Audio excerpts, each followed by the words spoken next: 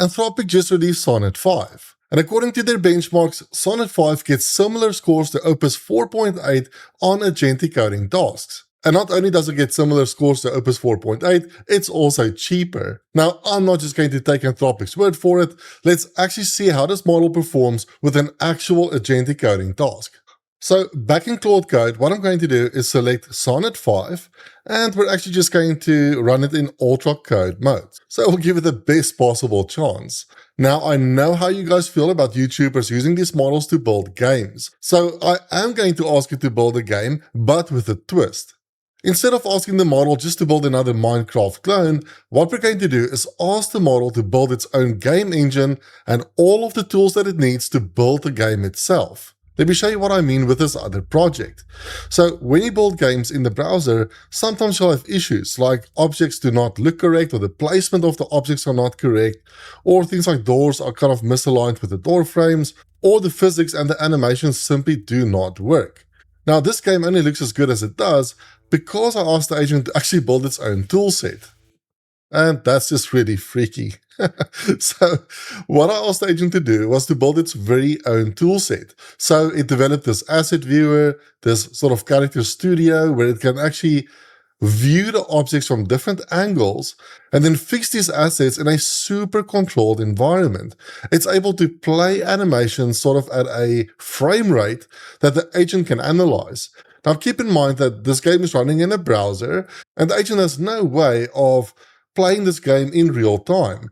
It would basically have to take like 30 or 60 screenshots per second to see what's happening in the game, and that is not realistic. How this agent's typically work is they open up the browser, they then click a button on the screen, it will take a screenshot, the LLM will then have to visually analyze the screenshot to see what's actually going on.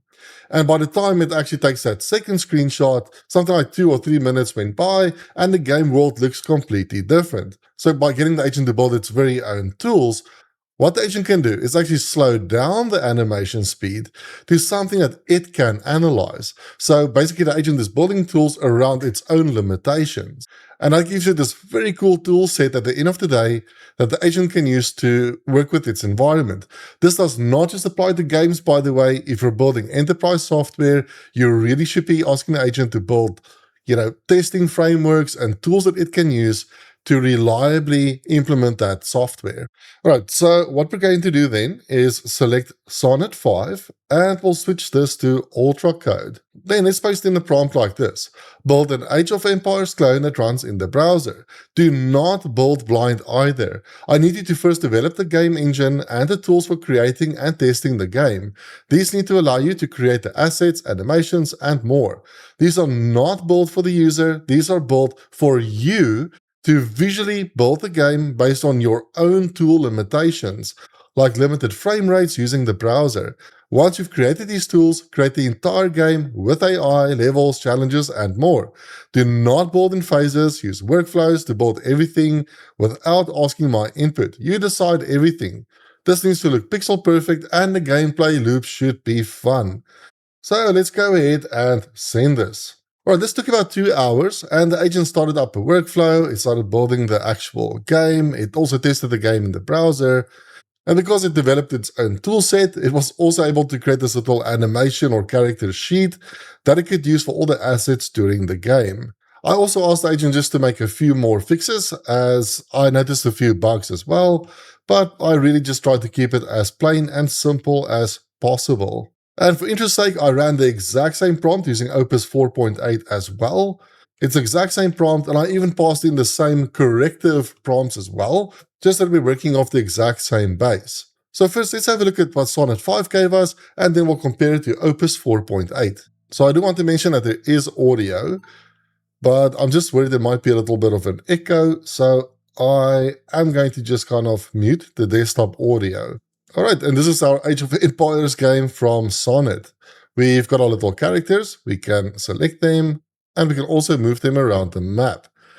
And if we right-click on any of these objects, they do seem to be working away at harvesting the resources.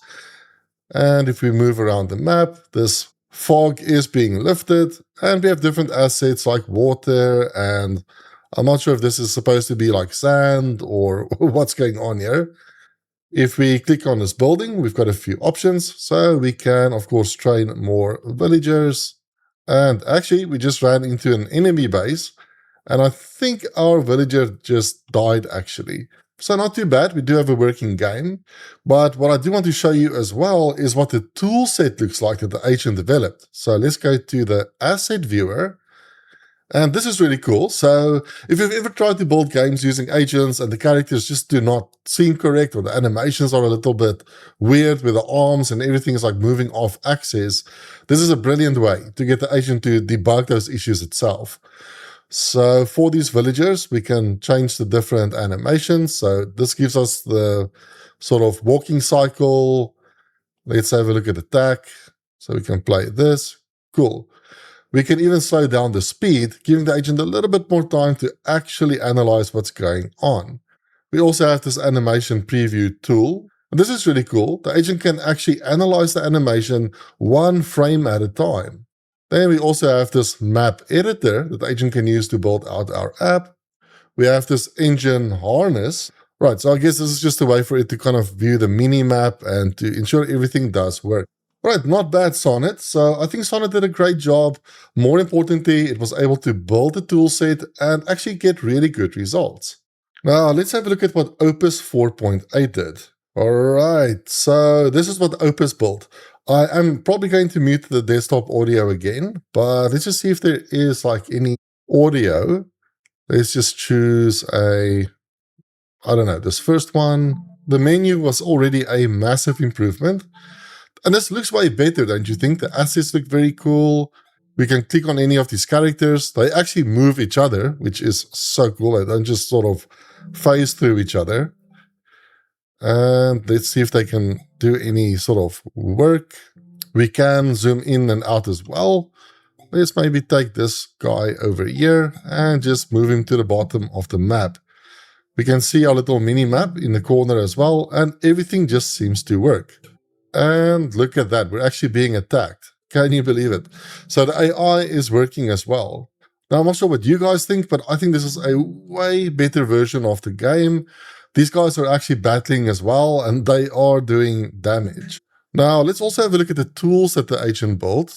Right here we get this asset studio where we can see all these different textures. We've got our animation lab, which looks really cool as well. So we can change between all these different characters. So hopefully you can start to see how useful it is to get the agents to build their own tools. It just gives a way better result at the end of the day.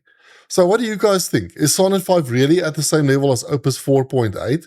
Now, of course, I can't show you what these sessions actually cost me, since if I run any of these and I go to context, it doesn't really give much of a meaningful breakdown on what these sessions actually cost. But I would guess that they were around about the same, and they took about the same time to complete as well. I personally think Opus 4.8 delivered way better results, but you can let me know down in the comments what you think. If you want to learn how to get the best out of coding agents, then consider joining my school community, Agentic Labs.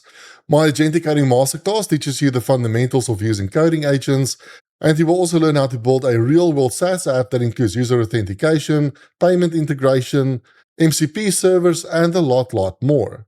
I just released a new Claude Code classroom as well, and we're constantly adding new videos to all of these classrooms as well. So I do hope to see you there. I'll link to Agentic Labs in the description of this video.